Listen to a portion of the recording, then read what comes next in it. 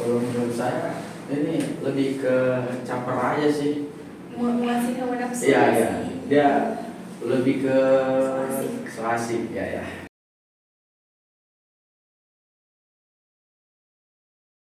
Assalamualaikum warahmatullahi wabarakatuh. Dan selamat siang.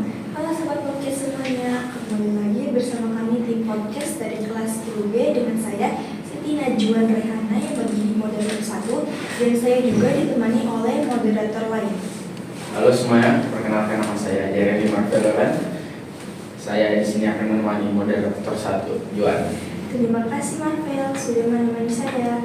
Nah, sahabat podcast, pada podcast kali ini yang bertepatan pada tanggal 18 September 2023, kami akan membahas mengenai pencegahan bullying pada remaja yang merupakan bentuk aksi nyata kami dari proyek penguatan profil pelajar Pancasila kelompok 4, yaitu kelompok kami.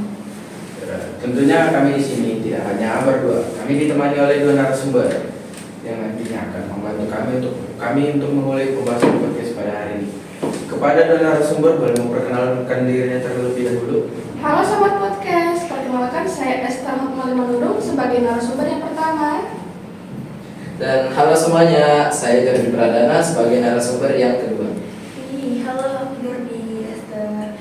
Kabar kalian gimana nih hari ini? Kita kan mau podcast ya, harus lebih semangat dong. Ya jelas. Terus sehat kan? Sehat. Alhamdulillah. Jadi saya di sini kan sebagai moderator. Saya izinkan saya untuk menanya kalian nih. Kan kalian punya pengalaman tentang bullying itu kalian ketahui bullying. Untuk para sumber berarti apa yang belum diketahui tentang bullying? Kalau menurut saya bullying itu merupakan segala bentuk penindasan atau kekerasan yang dilakukan dengan sengaja oleh satu orang atau sekelompok orang yang lebih kuat atau berkuasa terhadap orang lain. Dan tujuannya itu untuk menyakiti dan dilakukan secara terus-menerus. Jadi mereka ini berkelompok ya, rame-rame gitu. Ya rame-rame terus ngebully kayak satu orang ini ditindas aja gitu. Kasian banget ya, pasti yang berkelompok ini pasti mempunyai leader kan. Ya. Biasanya sih dia sih yang memprovokator ya. Ya. Marvel boleh.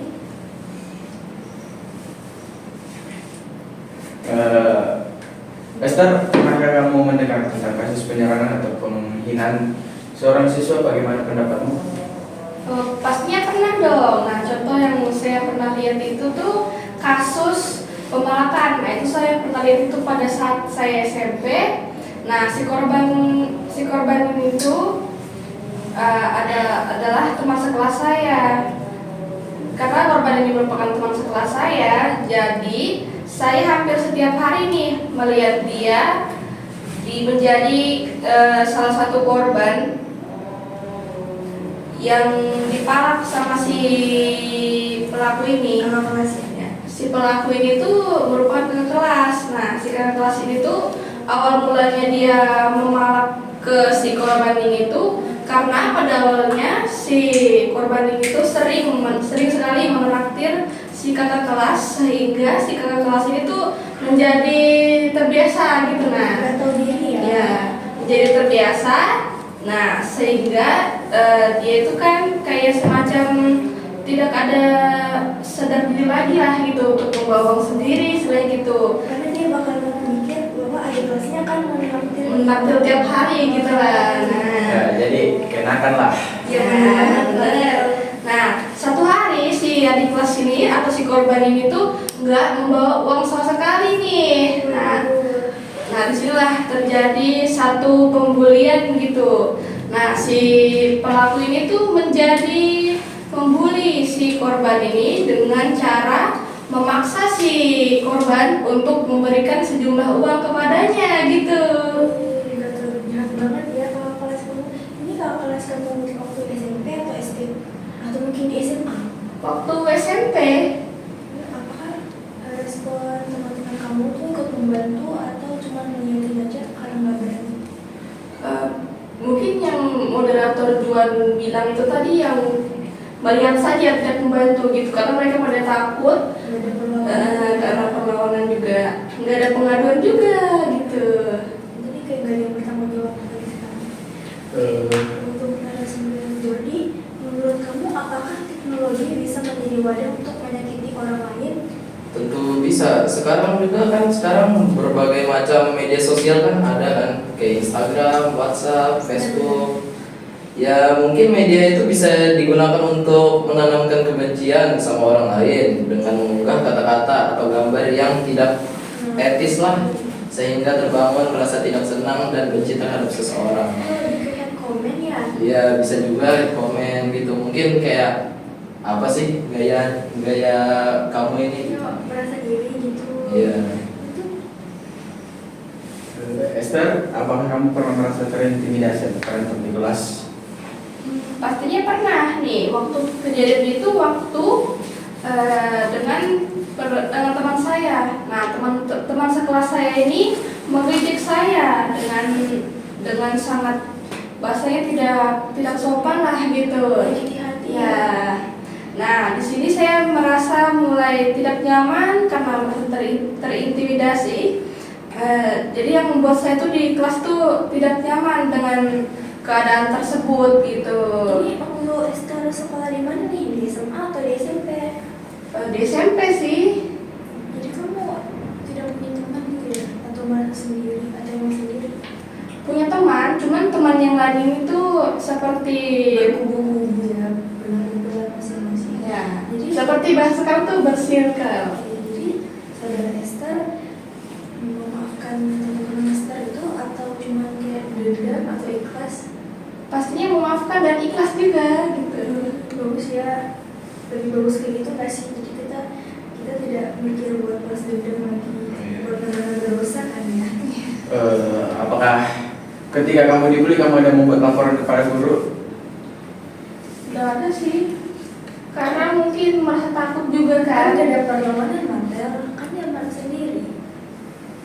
Iya kan? Kenapa harus takut? Nah, kita di sekolah itu kan dilindungi. Ada guru, Iya. ada yang lebih berwajib lah. Benar sih. Untuk narasumber ini, jika kejadian bullying ini terjadi di depan mata kamu, persis di hadapan kamu tuh akan ikut membuli atau video atau langsung membantu? Kalau mungkin ada di depan mata saya akan langsung mendatangi orang tersebut dan menanyakan kenapa sih kamu ngebully orang ini, gitu kan? Ada keperluan apa gitu? Dan juga mungkin kalau ada yang langsung kayak keras nih suaranya, saya mungkin langsung lebih keras. Jika kalau misal kita lembut-lembutin, dia kayak agak menjadi-jadi gitu kelakuannya. Emang kamu berani? Kan mereka bersirkel. Ya kan ada guru, aduin aja ke guru. Gak mungkin guru tinggal diam doang. Benar banget sih. Ke- Benar banget ya Dodi. Saya rasa juga enggak mungkin kalau cuma satu orang aja yang membantu. Enggak. Saya rasa enggak mungkin cuma satu orang aja yang membantu atau membela orang yang dibully nih. Pasti ada aja sih. Iya. Tidak cuma satu orang. Jadi kalau ada yang membully tuh maju aja, jangan takut. Ngeluarin aja. Iya. Marta, ada pertanyaan lagi? Untuk Esther, bagaimana pendapatmu tentang kejadian pelecehan? Pelecehan ini sendiri kan terjadi karena ada yang melecehkan dan yang dilecehkan ini tidak terima ya gitu. Nah, kalau kita menyalahkan si korban atas kejadian tersebut, artinya kita memaksa si korban untuk harus menerima kejadian tersebut kan? Ya karena dia sendiri gak minta buat dibully kan? Iya. Nah, apabila kita membela si yang melecehkan ini, kita juga salah Benar gitu. banget sih. Nah, jadi yang sebetulnya kita harus menyalahkan ini tuh yang melakukan sih. Ini kita harus sadarin ya. Ya, ini juga menyebabkan trauma kali ya, trauma yang memberat gitu pada si korban yang dilecehkan ini Pasti gitu. akan sampai dewasa kali ya. Nah, saya mau nanya nih kepada narasumber Dodi, pandangan kamu tentang seseorang yang mengambil foto atau aib untuk disebar di status. Kamu tahu ini gak sih? Stiker WA. Tahu yang diedit-edit gitu. Nah, iya. Emang kamu pernah, menurut kamu tuh gimana sih dengan orang-orang brengsek kayak gitu? Orang-orang yang kayak gini nih apa sih? Dia itu kayak mengambil mengambil foto atau merekam orang lain tanpa adanya izin itu betul-betul mengganggu privasi orang lain dan ada hukumnya juga. Ada pasalnya. Ada. Jika memotret seseorang tanpa izin dapat dikenakan hukuman maksimal 10 tahun penjara. Dan juga apabila menyebarkannya juga di media sosial tanpa izin, dapat hukumannya itu bertambah 2 tahun penjara dan denda 150 juta. Gimana ya? Emang kamu pasti malu ya kalau misalnya foto kamu disebarkan pas kamu lagi tidur, kamu lagi jelek-jeleknya. Ya jelas malu kan, kayak itu membongkar aib orang gitu. Kalau menurut saya ini lebih ke caper aja sih. Mau ngasih hawa nafsu. Iya iya, dia lebih ke So asik ya ya, sokap. Tapi kalau memang teman kamu tuh yang dekat, kalian tuh terima. Ya terima aja. Mungkin dari maksudnya kan kita udah kenalan lama nih. Mungkin dia kayak udah tahu maksudnya buat lelucon. Tapi kan beda dengan orang yang gak kita kenal. Mungkin memang sengaja kayak buat, oh orang ini aku jelekin aja gitu kan. Kalau juga kita juga ya. Iya. Lebih ke caper aja sih, cari perhatian ke orang lain. Selanjutnya menurutmu apakah perilaku bullying akan terbawa sampai dewasa? Kalau yang ini bisa jadi tidak, bisa jadi iya. Nah, kalau yang tidak ini tuh jika sudah dari masa remaja itu sudah terbiasa membuli dan akan terbawa sampai dewasa ini tuh jika ada tindakan pencegahan terhadap pembulian ini tuh dia tidak akan terbawa sampai ke masa dewasa atau remaja ini. Tapi jika tidak ada sama sekali pencegahan terhadap si pelaku, bisa jadi dia akan menjadi pelaku kekerasan dalam rumah tangga.